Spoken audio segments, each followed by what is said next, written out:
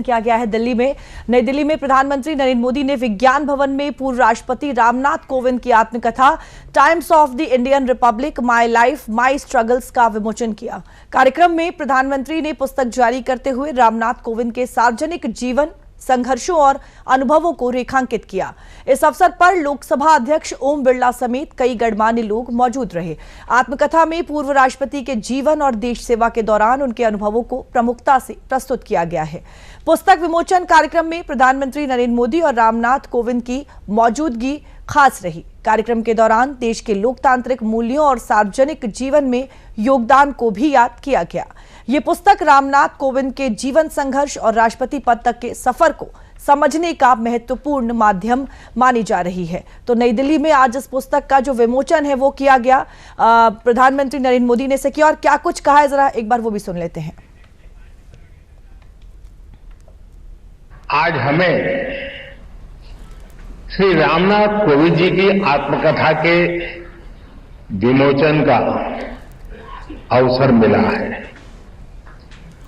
मुझे खुशी है कि मुझे भी इस कार्यक्रम का हिस्सा बनने का सौभाग्य मिला है। कोविंद जी से मेरा बहुत लंबा परिचय रहा है। उन्हें करीब से जानने का भी अवसर मिला है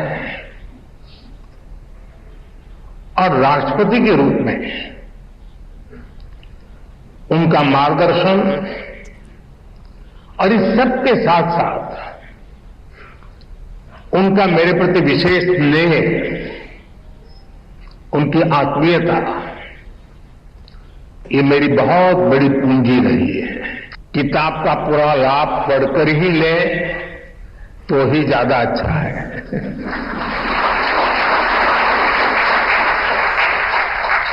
साथियों, कोविंद जी की जीवन यात्रा को आप उनके शब्दों में जाने, उनकी लेखनी को, उनके अनुभवों को देश की नई पीढ़ी पढ़े। इससे हर किसी को काफी कुछ सीखने को मिलेगा। बिल्कुल दीपी, देखिए अगली खबर जो है वो संसद के मानसून सत्र से जुड़ी हुई है। देखिए लगातार जब से मानसून सत्र शुरू हुआ है तब से विपक्ष के हंगामे के चलते वो सुचारू रूप से चल नहीं पा रहा है। आज लोकसभा का और आज भी देखिए दोनों जो सदन है फिलहाल के लिए स्थगित कर दिए गए हैं। बिल्कुल देखिए लोकसभा में भारी हंगामे और नारेबाजी के चलते सदन की कार्यवाही को शुरू होते ही दोपहर 2 बजे तक के लिए स्थगित करना पड़ा। सत्ता पक्ष और विपक्ष के बीच जारी गतिरोध के कारण लोकसभा का कामकाज प्रभावित रहा।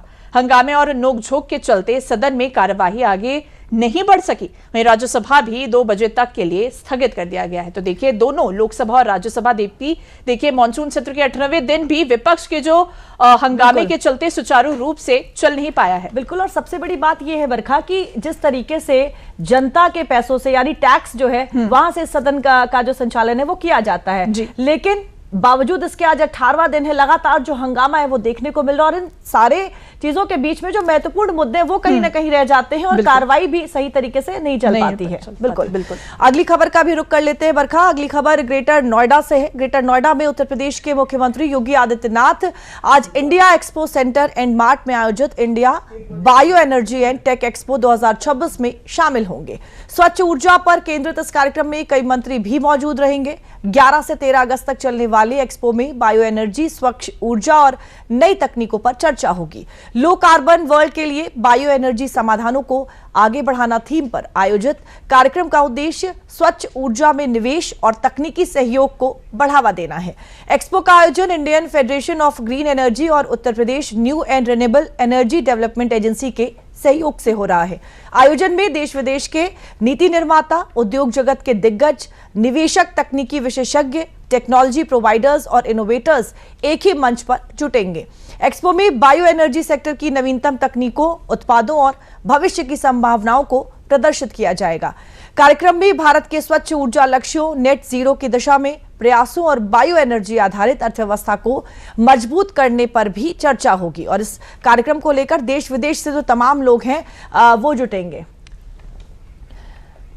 लेकिन जरा आपको अभी एक बड़ी खबर इस समय की बता देते हैं। इस वक्त की बड़ी खबर आपको जरा बताते चले। अमित शाह की विपक्ष को चुनौती। आपको जैसा कि हम बता रहे थे कि आज भी संसद का जो सत्र है फिलहाल स्थगित किया गया था। विपक्ष आज ही चर्चा के लिए आए। अमित शाह ने सीधे तौर पर बोल दिया। देखिए, बीते 2 दिनों से कहा जा रहा है विपक्ष को चर्चा के लिए बुलाया जा रहा है, बावजूद इसके विपक्ष हंगामा करता हुआ नजर आ रहा है। एक बार फिर से अमित शाह ने सीधे तौर पर चुनौती देते हुए कहा है कि हम आज ही चर्चा के लिए तैयार हैं। बड़ी खबर इस समय की, क्योंकि हंगामे की वजह से आज 18वां दिन भी जो है जिस तरीके से हंगामा सामने आया देखने को, दोनों ही सत्र को, दोनों लोकसभा और राज्यसभा को स्थगित करना पड़ा। लेकिन अब अमित शाह ने सीधे तौर पर विपक्ष से कह दिया है कि हम आज ही चर्चा के लिए तैयार है। और इस खबर पे ज्यादा जानकारी के लिए हमारे साथ हमारे संवाददाता अमरेंद्र गुप्ता सीधा दिल्ली से हमारे साथ जुड़ रहे हैं। अमरेंद्र, क्या कुछ अपडेट है आपके पास? देखिए, बीते 2 दिनों से कहा जा रहा था कि विपक्ष चर्चा करने से भाग रहा है। अब अमित शाह ने खुद ही, गृह मंत्री अमित शाह ने खुद कह दिया है कि मैं चर्चा करने के लिए तैयार हूं। क्या अपडेट है आपके पास?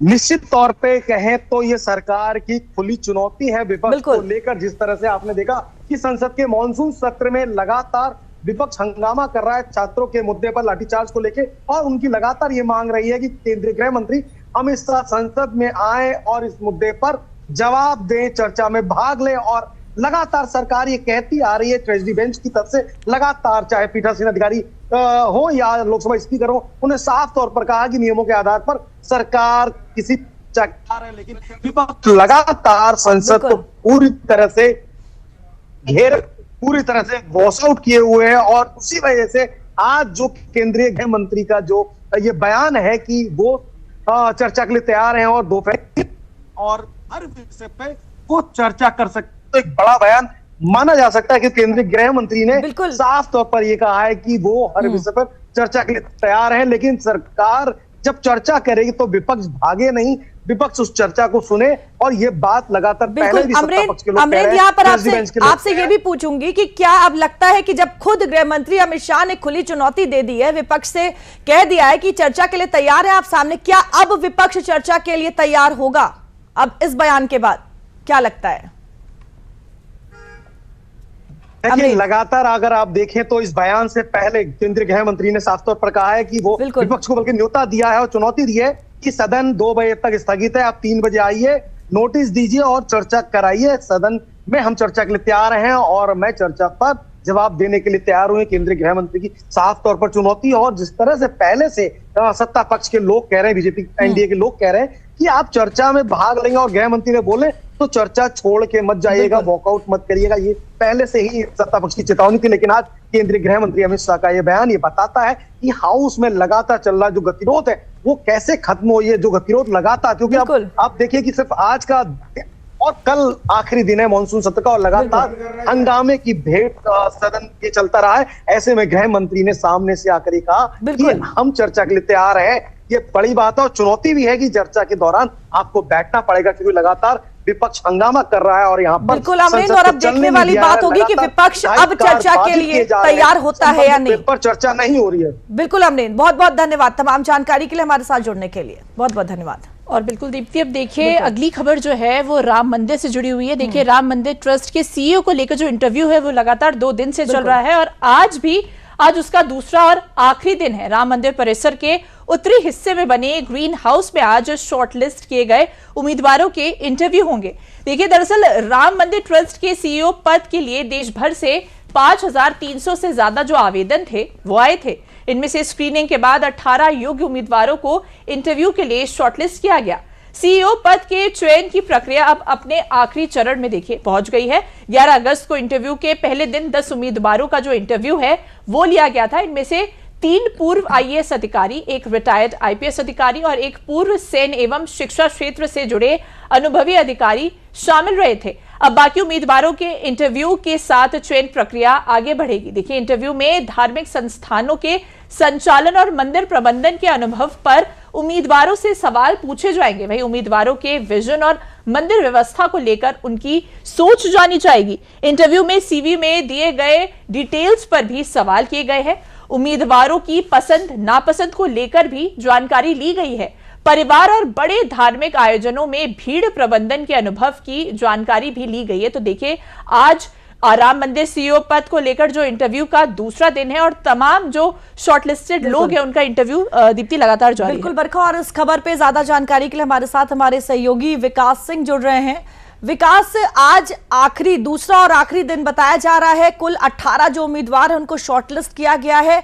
आखिर किन बड़े जो कहा जा सकता है, किस तरीके से इनका जो चयन प्रक्रिया, किन बातों पर विशेष ध्यान दिया जा रहा है जिसके आधार पर यह चयन प्रक्रिया आगे बढ़ रही है? देखिए, जो मंदिर की व्यवस्थाएं हैं उनको अच्छी तरीके से चलाने के लिए यह निर्णय लिया गया है, और यह निर्णय तब लिया गया है जब दान गड़बड़ी मामले में ट्रस्ट की तरफ से सरकार से एक एसआईटी बनाने का अनुरोध किया गया था, और उस एसआईटी ने अपनी प्रारंभिक रिपोर्ट में इस बात का जिक्र किया था कि जो कुछ ऐसे काम होते हैं उसके लिए विशेषज्ञों की नियुक्ति की जाए। ट्रस्ट ने उसे स्वीकार किया और तमाम सारे बदलाव किए गए वहाँ अन्य व्यवस्थाओं में भी, और ये बदलाव होने जा रहा है कि ट्रस्ट ने फैसला लिया कि अब सीईओ की नियुक्ति की जाएगी। तो उसके लिए एक आवेदन निकाले गए, और आवेदन में जैसा कि अभी आपने बताया कि 5000 से ज्यादा आवेदन पत्र प्राप्त हुए थे इस पद के लिए, लोगों ने आवेदन किए थे। उसके बाद शॉर्टलिस्ट के बाद 18 नाम चुने गए हैं जिनको इंटरव्यू के लिए बुलाया गया है। उनका साक्षात्कार कल से शुरू है, कल साक्षात्कार हुआ है और आज साक्षात्कार चल रहा है। इसमें वो नाम हैं जिनका एक बड़ा अनुभव रहा है, चाहे वो प्रबंधन को लेकर, भीड़ प्रबंधन को लेकर, व्यवस्थाओं के मैनेजमेंट को लेकर। इसमें रिटायर्ड आईएएस अधिकारी हैं, इसमें आईपीएस अधिकारी रिटायर्ड हैं, और साथ साथ सेना से जुड़े हुए बड़े उच्च अधिकारी हैं। इनकी जरूरत ये है कि जिन लोगों ने बड़ी क्षमता की चीजों की हुई हो, ऐसे आयोजन उन्होंने कर रखे हों, उनके पास अनुभव हो, क्योंकि सबसे बड़ी बात होती है कि राम मंदिर में औसतन 80,000 से 1 लाख श्रद्धालु वहां प्रतिदिन पहुंचता है। ये औसत है, हो सकता है किसी दिन 60,000 पहुंचे तो किसी दिन 1.5 लाख पहुंच जाता है।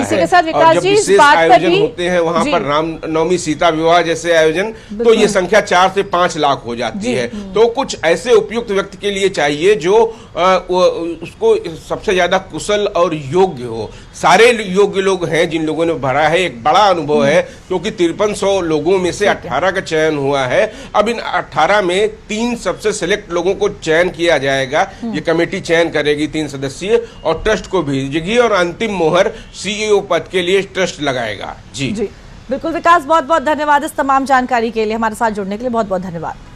तो बरखा, अभी जिस तरीके से कुछ देर पहले हमने बताया था कि खुद गृह मंत्री अमित शाह ने चुनौती दी है विपक्ष को कि चर्चा के लिए तैयार हैं, क्या कुछ कहा है, जरा एक बार पहले अपने दर्शकों को वो सुनवा देते हैं।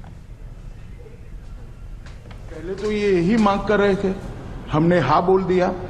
मेरी ओर से भी मैंने कह दिया है कि मैं किसी भी सवाल का जवाब देने के लिए संसद में तैयार हूं, मगर वो चर्चा ही नहीं होने देना चाहते। अब जनता तय करे कौन भाग रहा है। ही बैठूंगा, सबको सुनूंगा और सब चीजों का जवाब दूंगा। सरकार के पास छुपाने के लिए कुछ नहीं। वो भी चर्चा करूंगा कि आपने क्यों चर्चा नहीं चाहिए। भारतीय जनता पार्टी की मोदी जी के नेतृत्व में सरकार, एनडीए की मोदी जी के नेतृत्व में सरकार हर चीज पर चर्चा के लिए तैयार है। संसद वो चलने दे बस।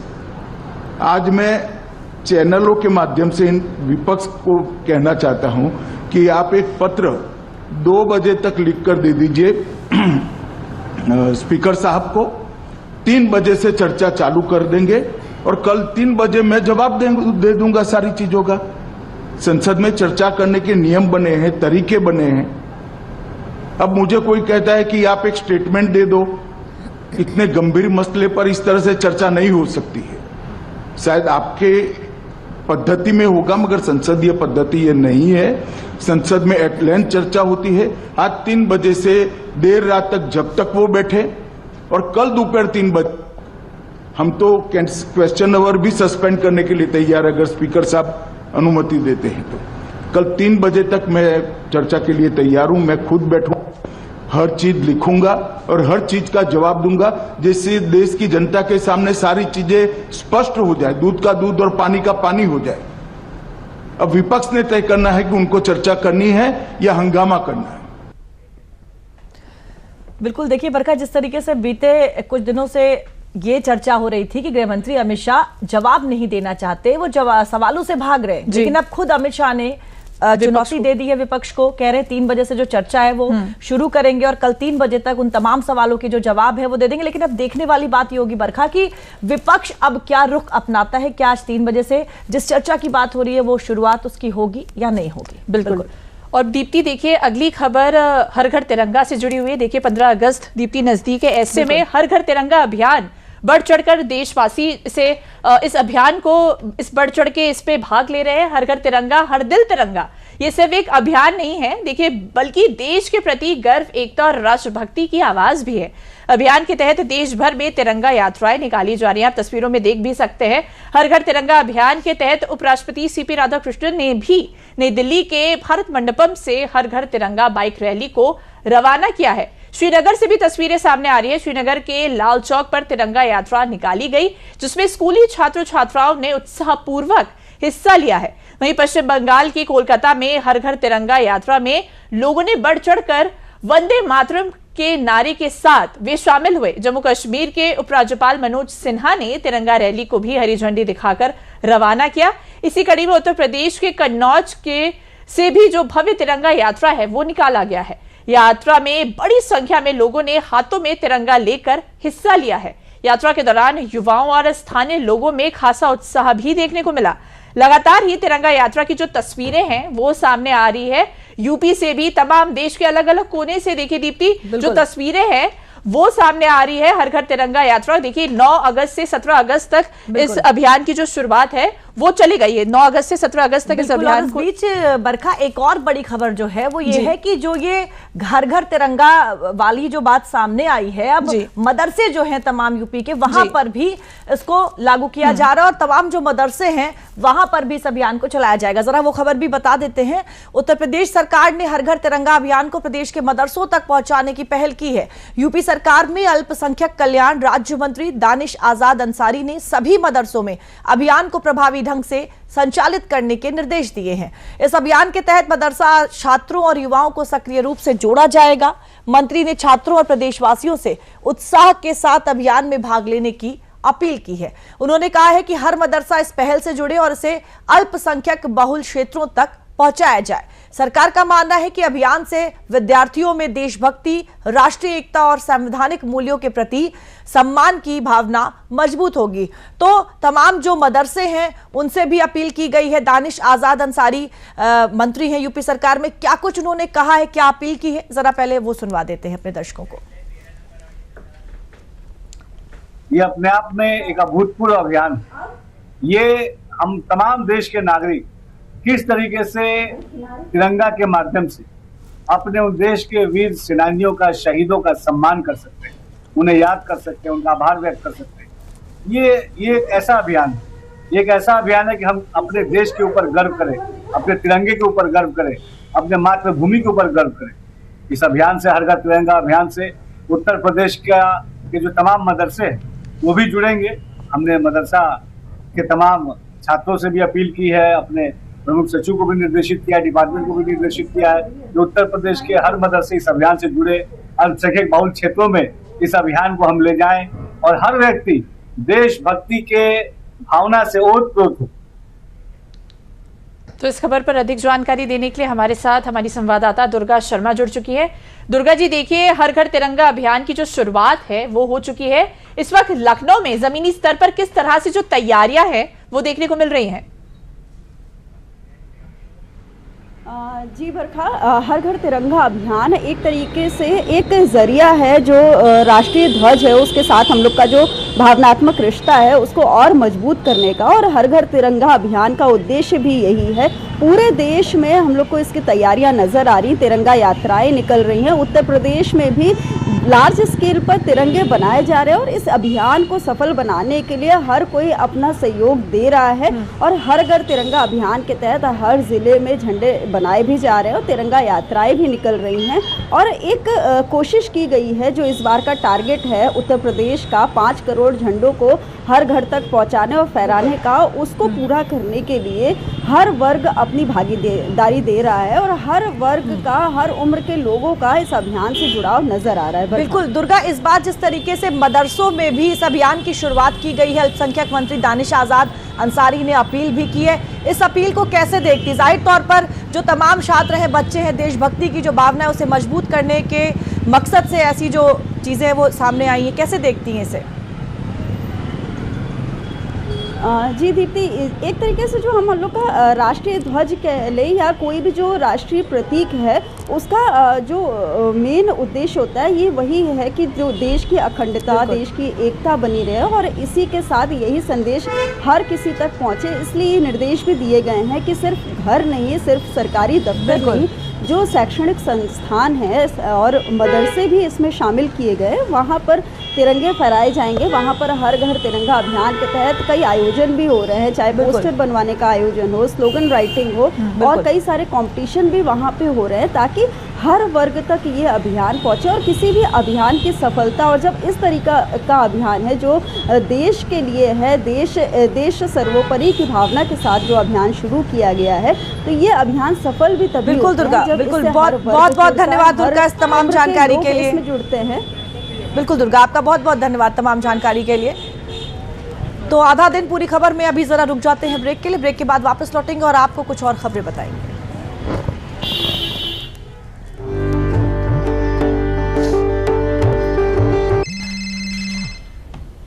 पुलिस? मिस सीमा जी, अभी पुलिस स्टेशन आई है।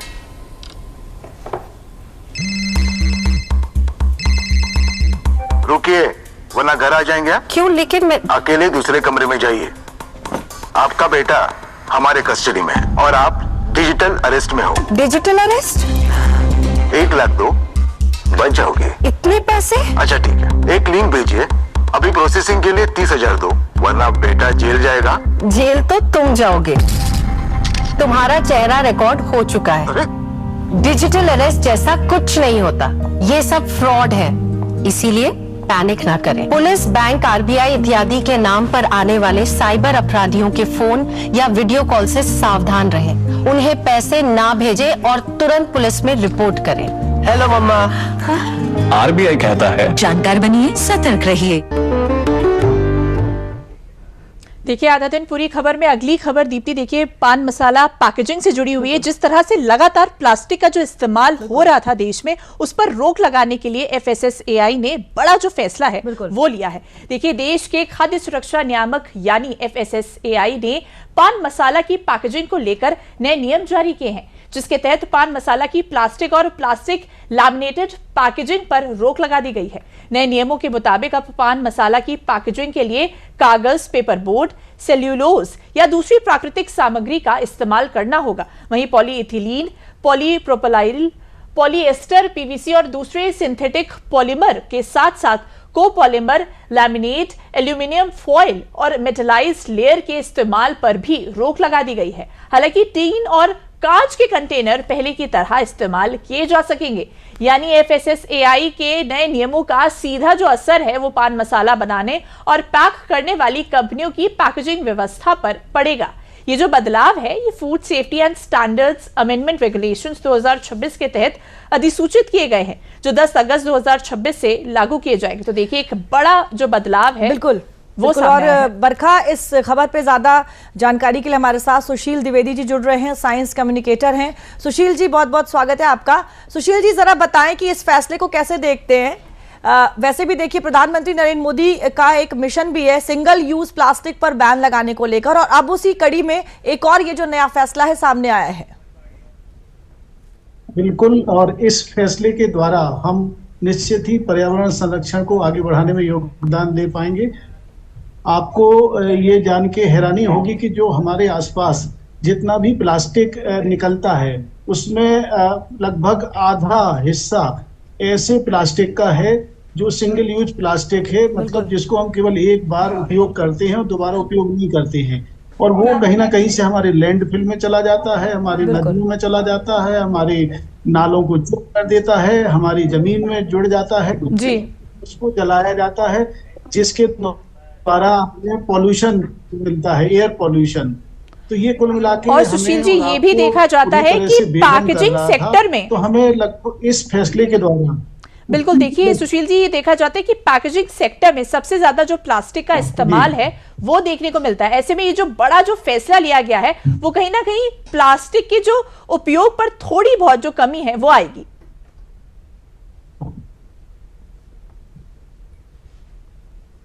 सुशील जी, क्या आप हमें सुन पा रहे हैं? मुझे लगता है सुशील जी से हमारा संपर्क टूट गया है। जो सामग्रियों का हम लोग उपयोग करेंगे, जी मैं सुन रहा हूं, जो हम पर्यावरण हितैषी जो सामग्री। सर कुछ नेटवर्क प्रॉब्लम आ रही है। बहुत बहुत धन्यवाद सर हमारे साथ जुड़ने के लिए, बहुत बहुत धन्यवाद सर। कुछ नेटवर्क इशू है, क्षमा चाहेंगे। तो देखिए बरखा, जिस तरीके से सिंगल यूज प्लास्टिक को लेकर पहले से ही जो काम है वो किया जा रहा है, प्रधानमंत्री नरेंद्र मोदी ने एक मुहिम चला रखी है जिसके तहत तमाम जगहों पर जो बड़े बदलाव है वो हो रहे हैं। और अब जिस तरीके से पान मसाला की पैकेजिंग को लेकर भी प्लास्टिक का जो निर्धारण उसको लेकर कई जो गाइडलाइंस है वो जारी किए गए हैं। जाहिर तौर पर एक बड़ी खबर है, आने वाले समय में पर्यावरण के लिए भी ये बेहद फायदेमंद होने वाली है। तो आधा दिन पूरी खबर में हमारे साथ बस इतना ही। मुझे और मेरी सहयोगी बरखा को दीजिए इजाजत। नमस्कार।